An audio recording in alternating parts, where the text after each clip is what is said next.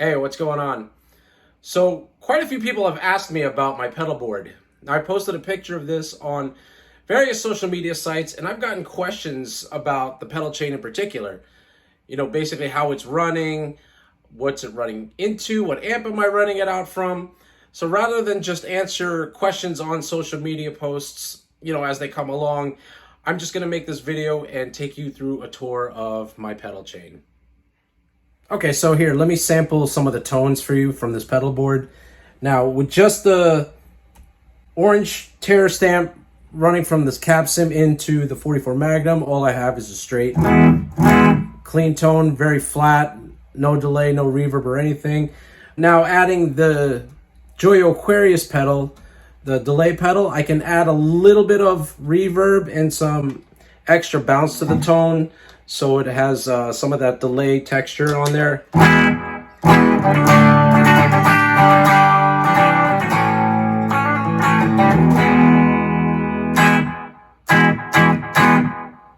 All right, so I like to use the British sound by Joyo. This pedal does, it's said to be a Marshall in a box, but it does give off that JCM 800, JCM 900 type of tone and texture to it. It has a little bit of crunchy texture, so it sounds like this. And with the drive level up a little bit, adds a little bit of dirt into there.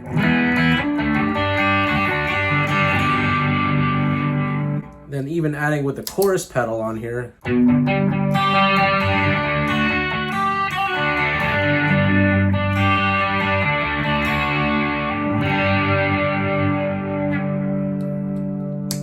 Now, using the BB preamp kind of gives me that 80s rock / classic rock kind of tone, because it is basically a drive pedal, using it with technically another drive pedal with a preamp.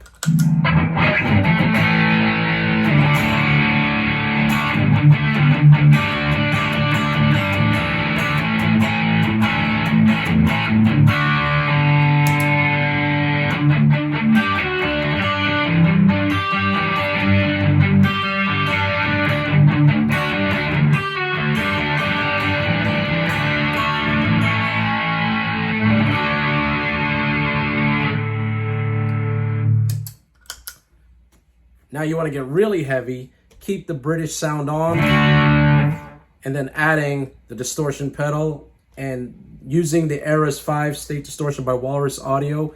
This is actually, I gotta say, by far one of my favorite distortion pedals, if not the favorite distortion pedal I've ever had.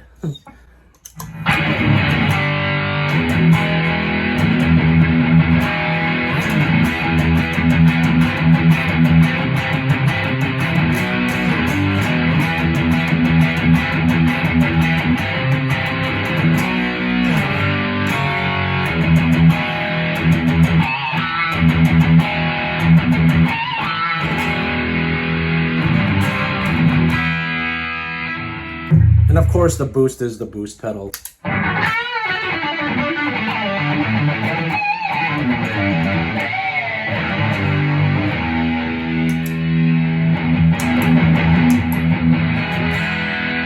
Now, getting to the drop pedal. The drop pedal is basically a good way to detune your guitar without having to physically change your strings. So if you're playing an E standard,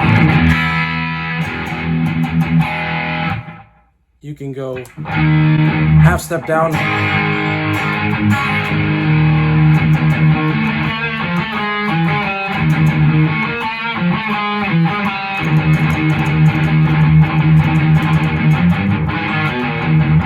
or whole step down.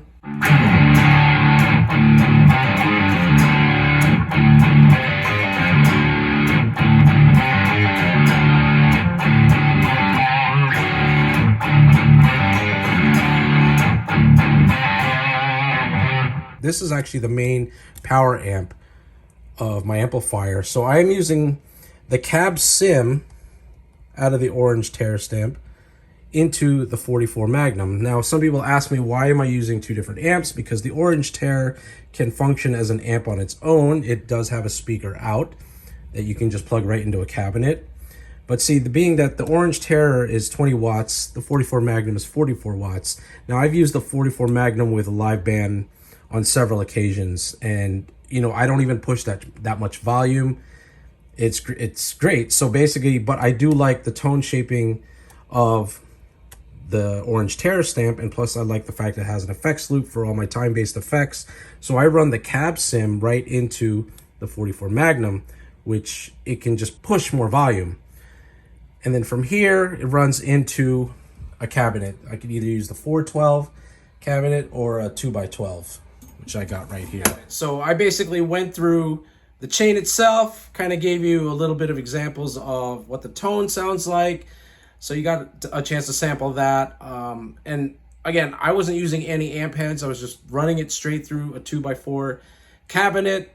Sucker's loud. I didn't even push it that loud because, you know, I don't want to scare the neighbors or anything like that. But I have used this pedal board, especially the 44 Magnum, with a live band. So it does hold up well.